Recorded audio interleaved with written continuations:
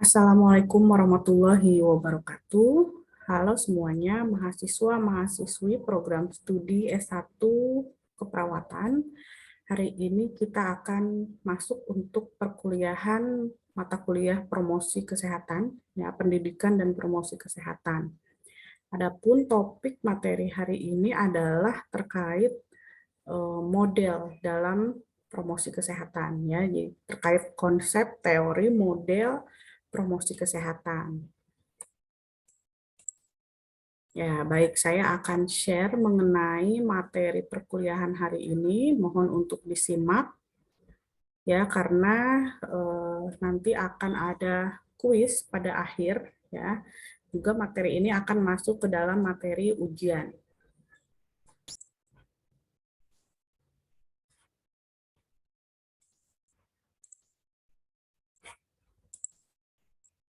Ya, ini adalah materi kita hari ini terkait model dalam promosi kesehatan.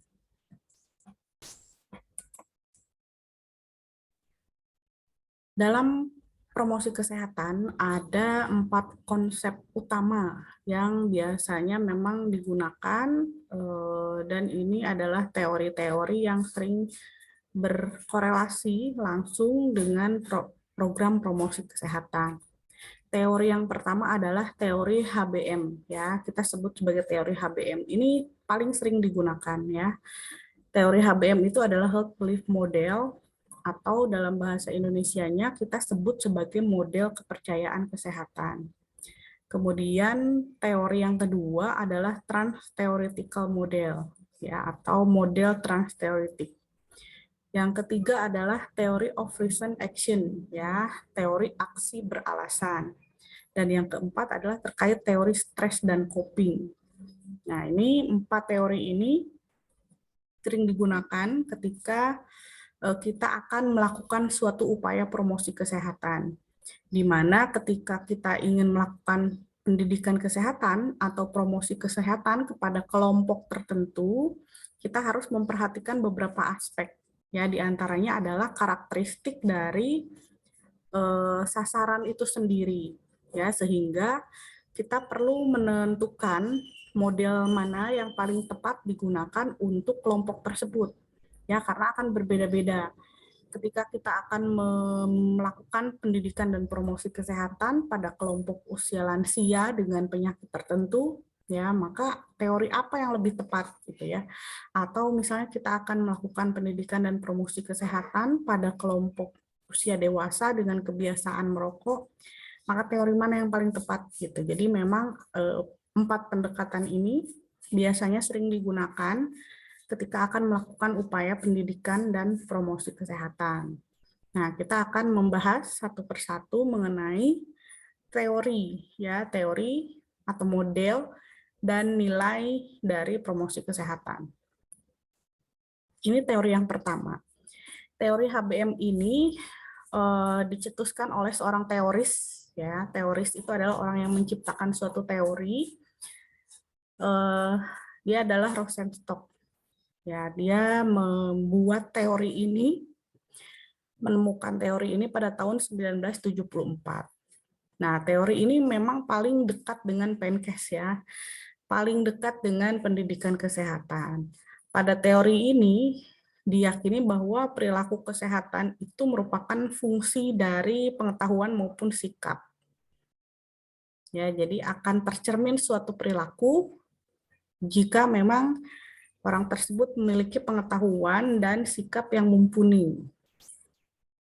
Nah, kemudian di dalam teori Health Belief Model ini atau teori HBM ini juga dibahas mengenai bagaimana persepsi seseorang mengenai kerentanan dan kemanjuran pengobatan yang mempengaruhi keputusan dalam perilaku kesehatan. Ya, jadi teori tentang kepercayaan, seberapa yakin orang tersebut bahwa dia bisa sembuh, ya, dan lain sebagainya. Ini teori kepercayaan. Nah, menurut teori HBM ini, perilaku seseorang, ya, karena kan tujuan promosi kesehatan, pendidikan kesehatan adalah ingin mengubah yang namanya suatu perilaku yang tadinya tidak menunjang kesehatan sehingga bisa menunjang kesehatan. Nah, di teori HBM ini akan dilihat ya perilaku itu ditentukan oleh beberapa faktor. Pertama, faktor kepercayaan bahwa mereka itu rentan terhadap masalah kesehatan tertentu. Yang kedua, perilaku itu ditentukan juga oleh anggapan bahwa masalah kesehatan ini serius. Gitu. Jadi kalau misalnya ada sekelompok orang yang menyadari bahwa masalah kesehatan ini benar-benar dirasakan, gitu ya, saya ini rentan terkena penyakit tertentu, misalnya terkena penyakit diabetes karena memang memiliki faktor risiko dari orang tua yang ternyata sudah memiliki diabetes juga, gitu ya. Dan ternyata saya menyadari juga bahwa ini adalah penyakit yang serius, yang kalau tidak diobati akan memberikan efek lebih parah, ya, misalnya terjadinya komplikasi penyakit tertentu. Nah, kemudian yang ketiga, bahwa teori HBM ini menyatakan bahwa perilaku ini ditentukan juga oleh keyakinan seseorang terkait efektivitas pengobatan dan pencegahan. Jadi supaya bisa sadar bahwa masalah kesehatan ini bisa disembuhkan gitu ya, bisa juga menggunakan teori HBM ini. Kemudian ditentukan juga bahwa perilaku ini ditentukan masalah kesehatan ini bisa diatasi dengan cara pencegahan sehingga yang disebut kepercayaan kesehatan itu tidak mahal gitu ya, bahwa untuk bisa tetap sehat itu tidak mahal. Tapi dengan syarat harus menjalankan segala upaya preventif ya dan promotif pencegahan. Nah, kemudian perilaku di dalam HBM ini juga ditentukan dari bagaimana seseorang ini menerima anjuran, menerima saran untuk mengambil tindakan kesehatan. Jadi di dalam teori HBM ini kita membangun kepercayaan, ya, meyakinkan sasaran yang akan kita berikan Penkes, ya, supaya mereka meyakini bahwa mereka itu rentan terhadap penyakit tertentu, ya, kemudian masalah kesehatan tersebut tadi itu adalah serius, maka harus dilakukan suatu upaya pengobatan dan pencegahan. Ya, upaya pencegahan tersebut itu tidak mahal, karena akan jauh lebih mahal kalau memang sudah terpapar dengan penyakitnya, di mana pengobatan itu bisa berkali-kali lipat nominalnya.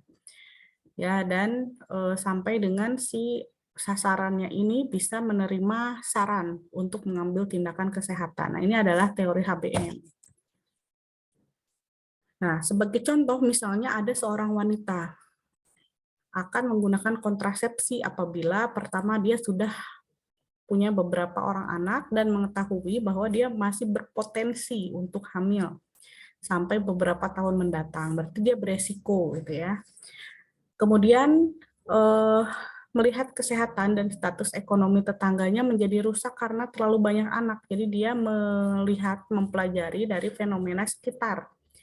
Jadi tidak harus berdasarkan pengalaman sendiri, bisa juga melihat fenomena sekitar ya, sebagai bahan pembelajaran. Kemudian yang ketiga, wanita tersebut dia mendengar bahwa teknik kontrasepsi ini menunjukkan efektivitasnya 95% gitu. Saya yakin bahwa pengobatan atau pencegahan itu lebih baik. Nah, dia juga menilai bahwa dengan kontrasepsi ini aman atau tidak mahal. Dan ini dianjurkan oleh petugas kesehatannya agar mulai menggunakan kontrasepsi. Sehingga dengan adanya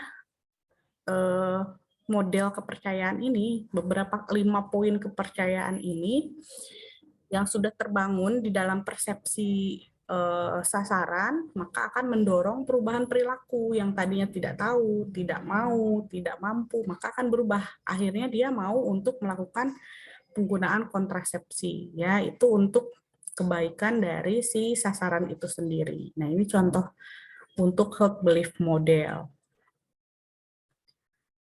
Nah, walaupun sering digunakan dan paling mudah health belief model ini, namun ada beberapa kelemahan. Ya, kelemahan model health belief model ini ya, teori HBM ini pertama adalah bahwa kepercayaan kesehatan itu bersaing dengan kepercayaan dan sikap-sikap lain dari seseorang, gitu ya. Kemudian pembentukan kepercayaan seseorang itu lebih sering mengikuti perilaku dan bukan mendahuluinya. Jadi memang membangun kepercayaan itu perlu beberapa kali upaya ya. Karena menurut teorinya bahwa untuk mengubah perilaku itu tidak bisa sebentar ya, harus dilakukan secara berulang-ulang. Bahkan minimal itu 6 bulan baru akan terbentuk kebiasaan atau perilaku baru dan menghilangkan perilaku lama yang tidak menunjang kesehatan. Jadi memang agak sulitnya adalah harus mengubah kepercayaan. Belum lagi tadi kepercayaan kesehatan ini itu kadang bersaing dengan kepercayaan terkait budaya.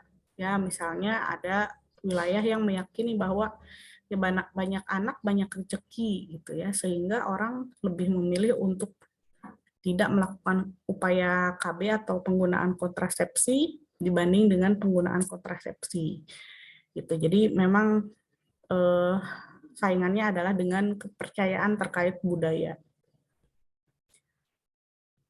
Oke, kemudian yang kedua adalah trans-theoretical model atau model trans-teoretik bertahap. Ini teorinya Prochaska et al. Ya dan lain-lain yang dikemukakan pada tahun 1979. Nah, pada teori ini dinyatakan bahwa perilaku kesehatan itu tidak bergantung pada perangkat teoretik tertentu, di mana seseorang mempertimbangkan untung dan rugi pengubahan suatu perilaku sebelum melangkah dari tahap satu ke tahap berikutnya. Ya, jadi ini tidak ada teori tertentu disebutnya seperti itu ya, tapi bertahap, di mana seseorang itu ketika akan berubah sikap, maka akan mempertimbangkan satu dan lain halnya. Nah, dalam model ini diidentifikasi 4 tahap. Ya, pertama adalah tahap prekontemplasi, di mana seseorang ini belum memikirkan sebuah perilaku sama sekali. Ya, dia belum bermaksud untuk mengubah suatu perilaku. Jadi misalnya ada seseorang ya belum menyadari bahwa dia ada di tahap prehipertensi, ketika di tensi itu masih 130. Nah, dia masih belum ada bayangan ya, belum ada pemikiran untuk bisa mengubah perilaku, padahal sebenarnya dia sudah ada memasuki tahap memasuki suatu penyakit yang sifatnya konstan, artinya penyakitnya itu tidak bisa disembuhkan seperti itu.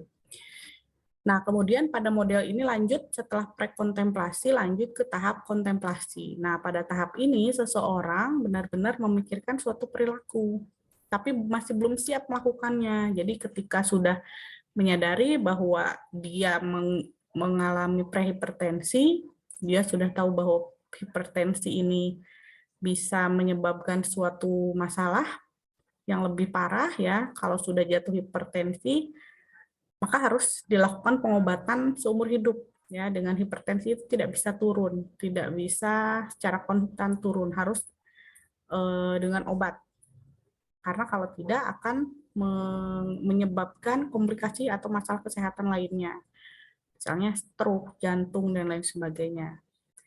Nah, pada tahap kontemplasi ini dia sudah memikirkan suatu perilakunya, saya harus merubah perilaku.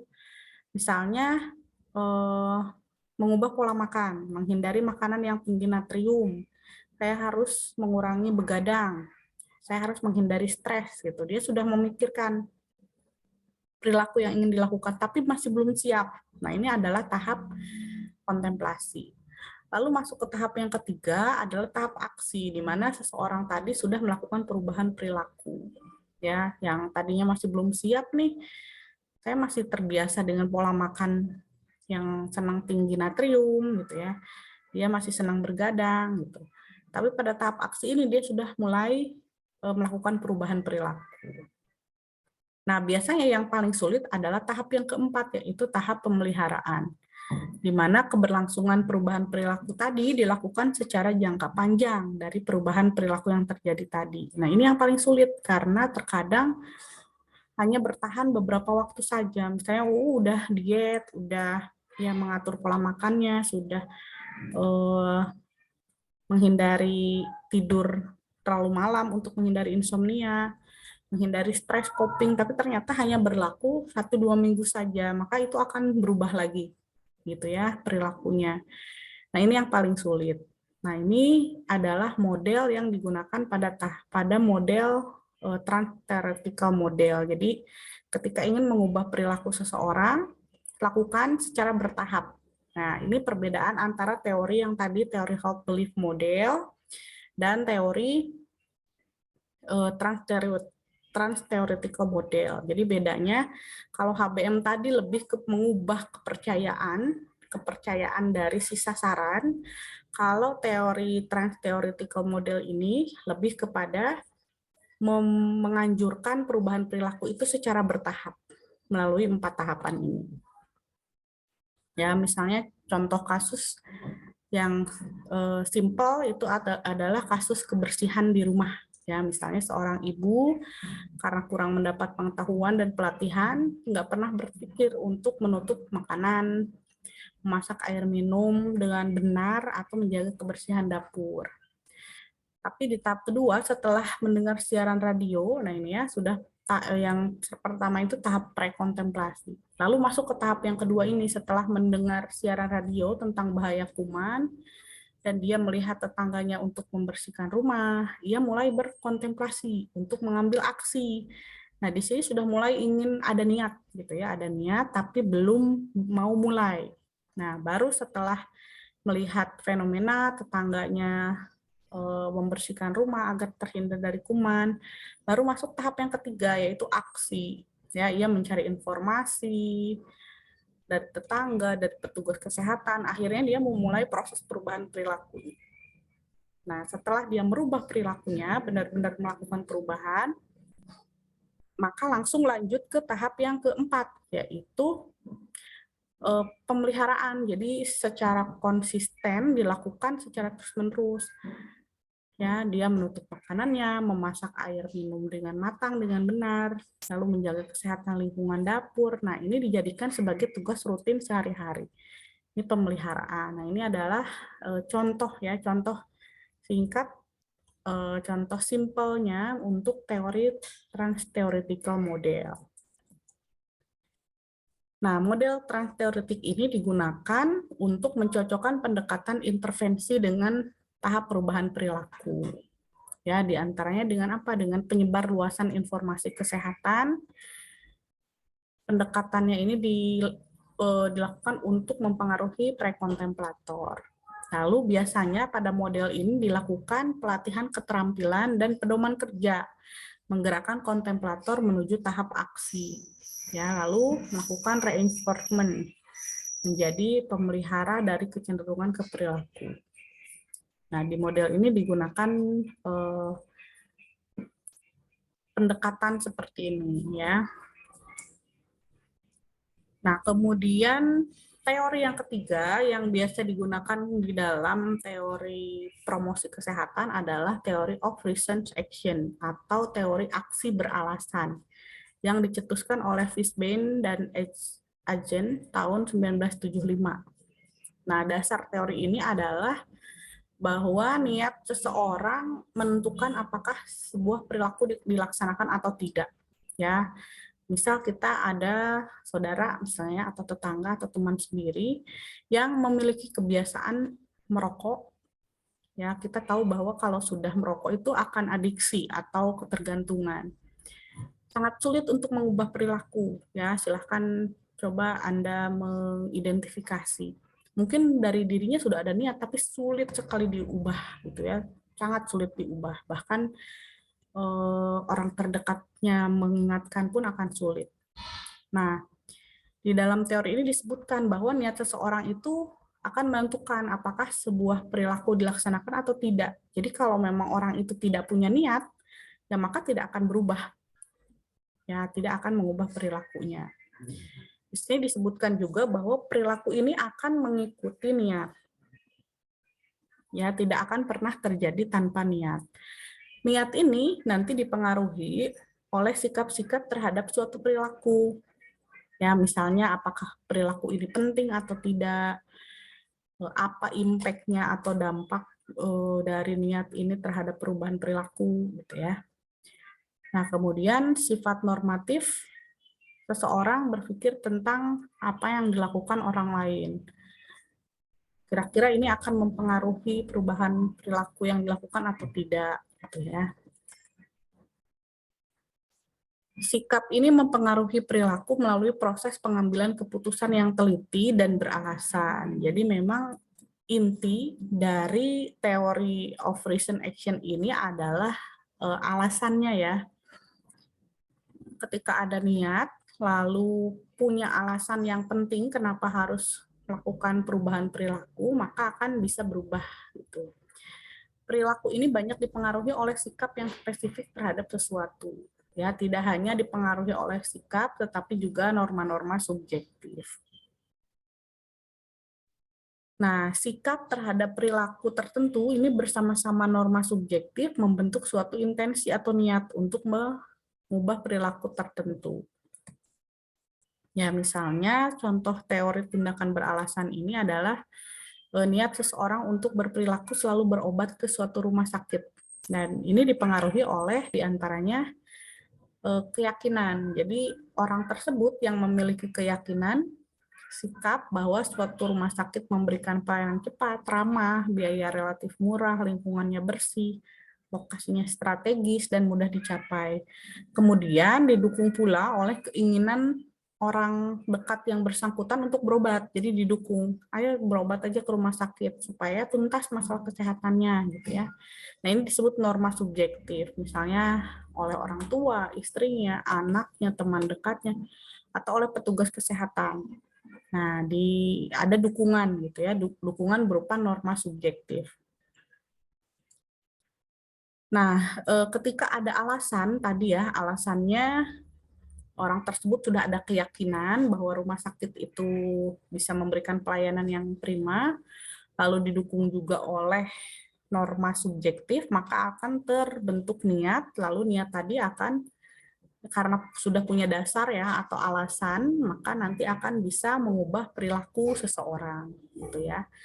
Itu yang ketiga. Jadi ciri khasnya ada di alasan yang didukung oleh norma subjektif. Nah, yang keempat, teori yang keempat ini adalah teori stres dan coping.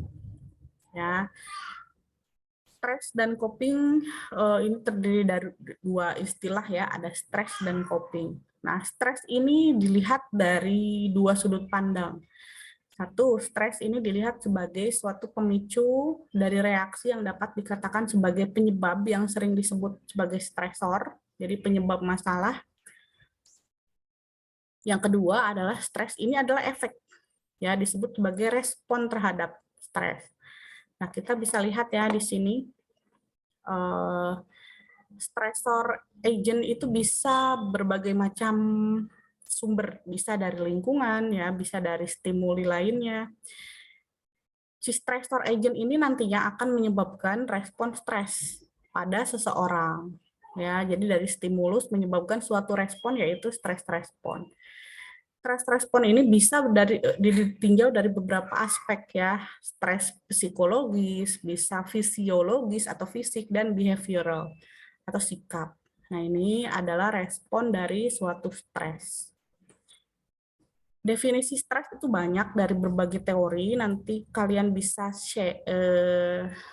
cari ya, searching di internet, stres itu apa sih gitu ya.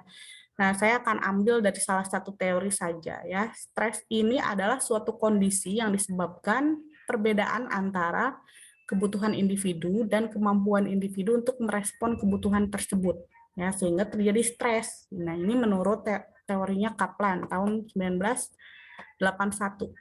Teori lain pun sama menyebutkan hal tersebut, hanya beda penggunaan saja, tapi intinya masih tetap sama ya. Jadi nanti silahkan boleh menggunakan teori dari manapun. Nah, ini contoh stresor atau penyebab stres ya. Bukan hanya fisiologis tadi ya, bukan hanya psikologis, tapi juga fisik, yang diantaranya panas, dingin, kesedihan, latihan, obat, kurang tidur, ketakutan, kemarahan, frustasi, bising, penuh sesak, perubahan keadaan. Nah, ini adalah stresor atau sesuatu yang menyebabkan seseorang mengalami stres. Nah, istilah yang kedua tadi adalah coping. Nah, biasanya stres itu selalu diikuti coping ya. Stres, obatnya adalah coping gitu. Jadi coping itu apa? Ada banyak teori juga yang menyebutkan istilah atau definisi coping. Menurut McRae and Costa tahun 1986, perilaku coping ini adalah suatu respon untuk menghadapi stresor. Jadi coping ini adalah suatu strategi untuk menyelesaikan masalah atau stres tadi. Kalau menurut Lazarus dan Folkman, coping ini adalah suatu proses di mana individu itu mencoba untuk mengelola jarak yang ada antara tuntutan dengan sumber daya yang mereka gunakan dalam menghadapi situasi stressful. Nah, pada dasarnya coping itu adalah kemampuan kita untuk mengatasi sebuah stresor atau respon stres atau usaha untuk mengubah stresor. Coping ini ada dua fungsi, ya. Ada emotion focus coping digunakan untuk mengatur respon emosional terhadap stres dan problem focus coping untuk mengurangi stresor. Individu ini mengatasi dengan cara mempelajari atau cara keterampilan baru untuk mengatasi masalah. Jadi ada dua fungsi ya, mengatur emosi dan kedua adalah mengatasi masalah atau problemnya. 8 strategi coping menurut Taylor. Yang pertama adalah strategi konfrontasi, ya, memastikan gitu ya, mengkonfirmasi ada masalah atau tidak, lalu mencoba menyelesaikan. Yang kedua adalah mencari dukungan sosial. Yang ketiga, merencanakan pemecahan masalah.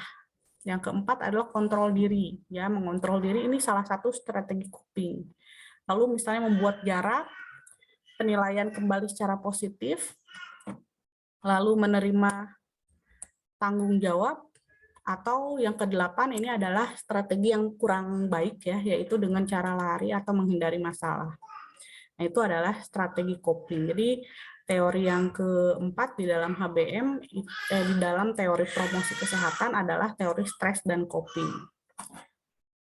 Ya, jadi ketika ada masalah, maka ada penyelesaiannya seperti itu.